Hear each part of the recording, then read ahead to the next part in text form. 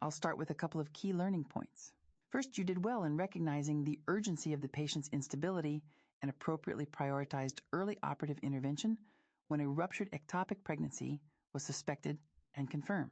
Rapid surgical decision-making is essential in such cases, and your focus on resuscitation, blood products, and triage to the operating room matched the expected approach. One area for further development: when asked to describe the operative management of a ruptured tubal ectopic, you would be expected to proceed with a salpingectomy, removal of the affected fallopian tube, rather than a Hey, salpingo-oophorectomy. how do I do a salpingo-oophorectomy? Certainly. Here's a brief outline of the key steps for an open abdominal salpingo-oophorectomy. You first make a midline vertical or low transverse phalansteal incision to access the pelvis. Once inside, identify the uterus, fallopian tubes, and ovary. Clamp, divide, and ligate the round ligament, then open the broad ligament on both sides. Next, if preserving the ovaries, you would address the utero-ovarian ligaments.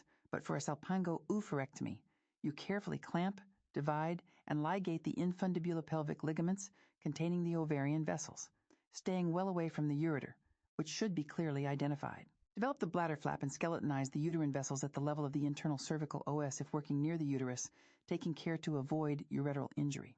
Sequentially divide the cardinal and uterosacral ligaments down the cervix or upper vagina if necessary. After all attachments are divided, you remove the tube and ovary.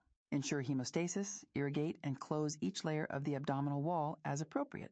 The most critical considerations in this operation are maintaining awareness of the ureter, careful vessel ligation to prevent bleeding, and ensuring all relevant attachments are appropriately managed.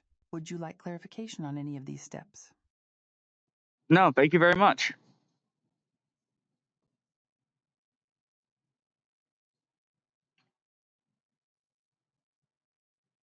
You're welcome. I hope this discussion was helpful for your preparation. This session will now end. Can you continue reviewing my test? Of course. Let's continue reviewing your performance, focusing on a few additional key aspects. You demonstrated appropriate prioritization of life-saving measures such as volume resuscitation, early operative intervention, and responding to intraoperative hemorrhage. This shows an organized approach to a critically unstable surgical patient. During the intraoperative phase, you recognized the need to convert to open laparotomy when faced with uncontrolled hemorrhage. That flexibility is important, as initial minimally invasive strategies should be abandoned when they risk ongoing bleeding or delayed control. Where you can continue to grow is your comfort with gynecologic procedures within the general surgeon's scope, especially in emergent situations where consultants are unavailable. Even in difficult circumstances, the expectation is to proceed confidently with procedures such as salpingectomy and to articulate the key steps, particularly ligation of the infundibulopelvic ligament and safeguarding the ureter. Finally, your plan for damage control surgery, with packing and temporary abdominal closure, followed by planned re-exploration, was entirely appropriate. Recognizing when to stage abdominal closure to support resuscitation and ongoing evaluation is an essential skill for advanced surgical crisis management. Does that address the main points you wanted more feedback on? Or is there a specific moment or decision you'd like to discuss in more detail? No, thank you. All right, that covers the main points for our feedback session.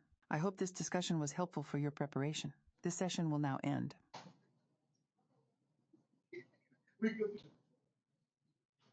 Thank you.